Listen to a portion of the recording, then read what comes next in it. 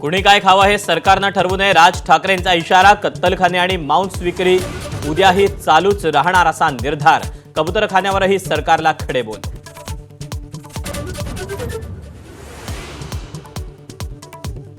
VDD चाळ पुनर्विकास प्रकल्पातील लाभार्थ्यांना फडणवीसांच्या हस्ते चावी वाटप. सोहळ्याआधी मुख्यमंत्र्यांचा दोन्ही उपमुख्यमंत्र्यांचा एकाच गाडीतून प्रवास.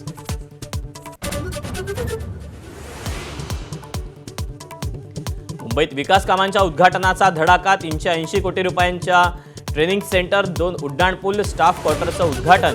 मुख्यमंत्र्यांचं दोन्ही उपमुख्यमंत्री, केंद्रीय मंत्री पियुष गोयल यांची उपस्थिती.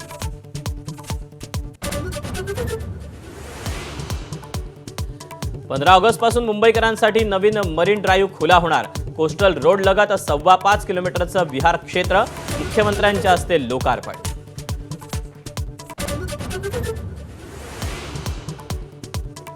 पुणे विद्यापीठात कॅरी ऑन संदर्भात विद्यार्थ्यांचं आंदोलन. कुलगुरू विरोधात जोरदार घोषणाबाजी. तगडा पोलीस बंदोबस्त तैनात.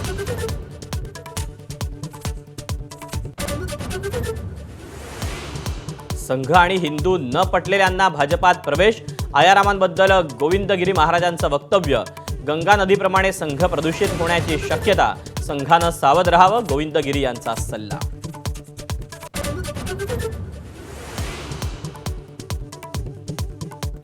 चंद्रपुरात एकाच घरात 119 विविध जाती धर्माच्या मतदारांची नोंदणी करून मतचोरीचा काँग्रेसचा आरोप. माधाचा रियालिटी चेक. पत्ते चुकीचे असले तरी प्रत्यक्षात मतदार अस्तित्वात असल्याचं उघड.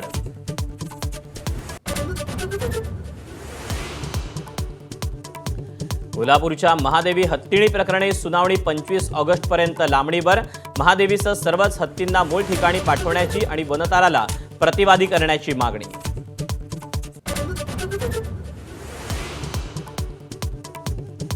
सोलापूरला मुसळधार पावसानं झोडपलं. शेतात पाणी शिरल्यानं पिकं जमीनदोस्त. धाराशिव, यवतमाळ, भंडारा, वर्ध्यातही जोरदार पाऊस. तर कोकणासाठी ऑरेंज अलर्ट.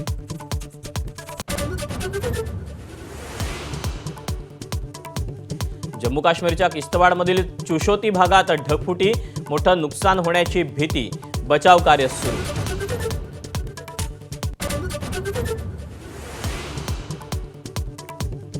राहुल गांधींकडून निवडणूक आयोगाचा जबर उपहास. मतदार यादीत मृत म्हणून दाखवलेल्या लोकांना घरी बोलावून केलं चहापान.